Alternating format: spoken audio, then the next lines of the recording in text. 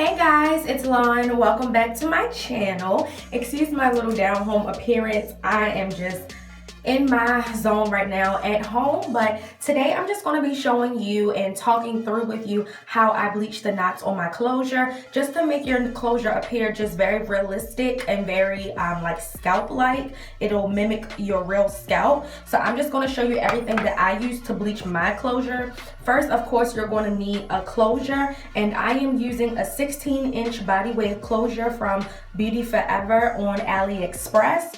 So this is a lace closure. It is not a silk based closure. I prefer lace closures just because you can bleach the knots. Silk based closures to me mimic the scalp of an Asian person's scalp, which is really like prickly, and it doesn't really mimic my scalp. So I just prefer the lace closure. So that's what I have here. You're also going to need a bowl of some sort to mix your bleach in. You're going to need some type of bleaching powder. I use the Clairol Professional BW2. This is just white powder that you can find at your local beauty supply store. You only need one pack. You probably don't even need the whole thing because the closure is just so small. You're not going to need much of this. You're also going to need to use some type of bleaching developer. The developer acts as like an activating agent for the bleach. This one I'm using is Clairol Professional as well. This is the Pure White Cream Developer in volume 40, and this is the maximum strength developer. I wish that it came in a smaller size because you're only going to need probably a couple of capfuls of this, but this is the only size that my beauty store had. But you know, since I like to bleach my hair sometimes anyway, this will come in handy. So the 40 developer is the strongest one. They have 10, 20, 30, and 40. So with closures, especially a brand new closure, you want to get the highest volume because you don't want to just like basically wait around forever for your closure to bleach. The 40 developer will bleach your closure pretty quickly in comparison to the 10, 20, or 30. You're also going to need some type of hairbrush. This is a very thin hairbrush, and this is what I'm going to use to mix up the bleach and the developer, as well as apply it to my closure. Other than that, that's all you really need. You don't really need a lot of items. I usually have this on hand, so if it wasn't for this, I probably would have spent like $13 to $14 in store, along with some other things that I got. But this is about $3. This is usually $3, and then the closure is whatever, you know, whatever price you've already paid for it. So these items aren't very expensive at all. But yeah, so I'm just going to jump right into the video and show you how I bleach, pluck, and dye. Alright, first you want to start by shaking that bleach bag because you don't want to get anything in your eyes because it will burn your eyes and your nose. But just pour the entire package into the bowl. You're not going to use the entire package. I just pour the entire package in there because I would have no other use for it. But you can reserve some if you're doing like 2 closures or something like that. But then I'm just starting by pouring about 3 cups of the developer into the bowl at a time. You don't want to pour too much developer at one time because if the bleach gets a little bit too thin, there's no way for you to save it at that point. You would have to buy another package of bleach. And I'm just trying to reach the consistency of like a really, really thick whipped cream or a really thick milkshake. So as you can see, I'm just adding developer, checking to see the consistency, and adding more developer as I see fit.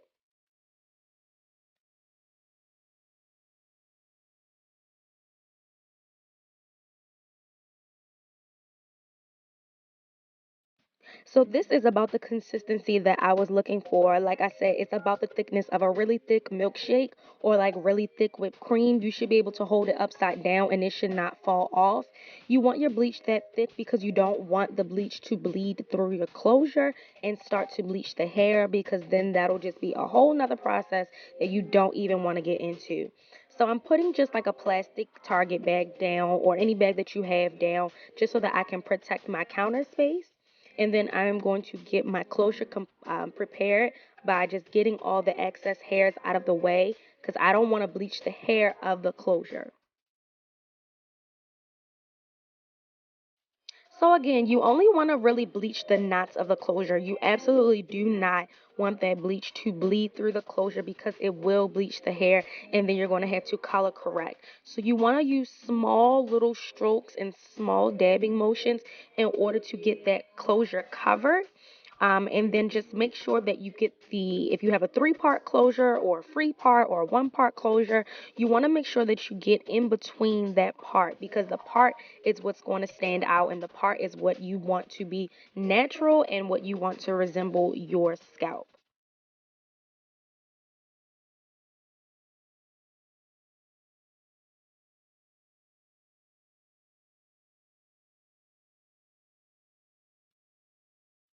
So after you're completely done bleaching the closure, you can turn over your closure just to check to see if any bleach bled through, which it shouldn't have if you were doing very soft, light strokes. As you can see, none of the bleach bled through. You'll be able to tell when the bleach bled through because it'll be touching the hair. And just set your timer for 30 minutes and check your closure occasionally, and you will be able to see the difference between before and after. This is after the 30 minutes have gone by. I hope you guys can see the instant difference and what the closure looks like. By the way, I meant to mention that I don't use gloves just because I am so used to bleaching hair and bleaching closures, but I do recommend you to use gloves if this is your first time. So I'm just taking my Dove sensitive shampoo and I am just shampooing those knots so that the bleaching process stops and it doesn't continue to lighten my closure anymore.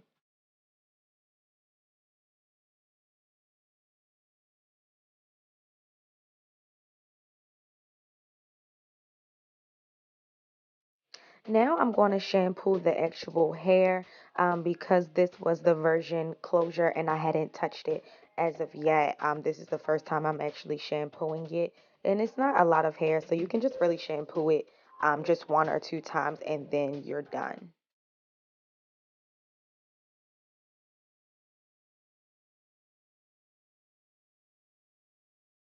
I'm using the Tresemme Platinum Strength Conditioner. This is for hair that is damaged. I like to use these types of shampoos on my closures and on my bundles just because, even if you don't have breaking or damaged hair, then, this will basically get you in check in advance. So this is what it looks like after it's air dry and is still such a beautiful, beautiful closure. What I'm going to start to do right now is pluck that part. You want to pluck the part because you don't want the hair to be so thick.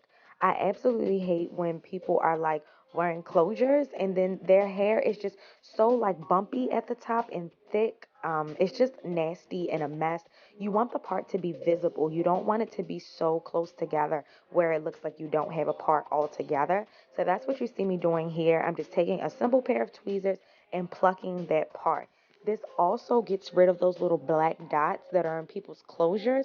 That gets rid of that as well. It really looks disgusting when people walk around with closures that are not plucked, that are not bleached, that are not colored. It's just nasty.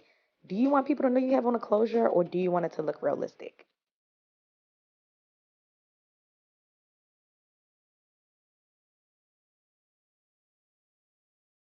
So here is the end result. It's just a little bit more separated, but not so wide where it looks like a nasty invisible part. So you really just want to keep on and keep on plucking the part until you get the desired look. So while you're plucking the sides, it's just going to make the closure a bit thinner on the sides again so that your hair isn't sitting up so high and it doesn't have all that volume.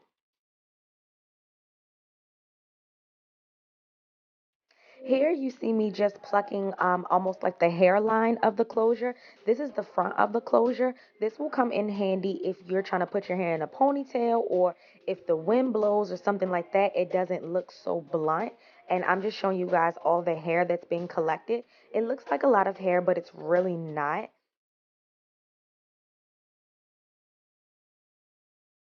Do you just see how natural that closure is starting to look? It looks so freaking natural compared to what it looked like when I first started.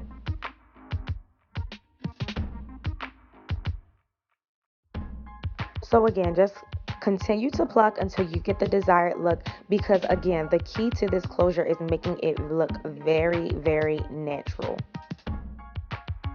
So you can see the difference between this side that looks a little bit more natural. I'm going to show it to you again.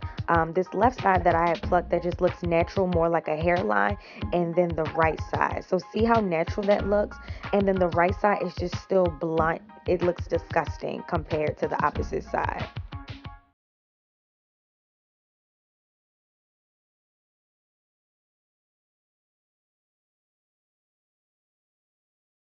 The hair that I collected through plucking that entire closure out.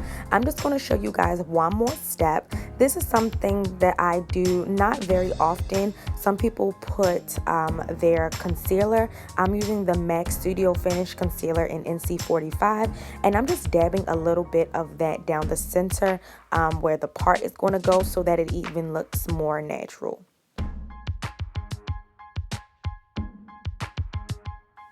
So this is before, when the knots were just so black and nasty and the closure looked so wiggish. And this is after. You see how the closure just looks so natural, and it'll blend in with my natural scalp. Please stay tuned to my next video where I show you how I use this closure to make an entire wig. And please subscribe to my channel so I can reach 100 subscribers. I'll see you in my next video.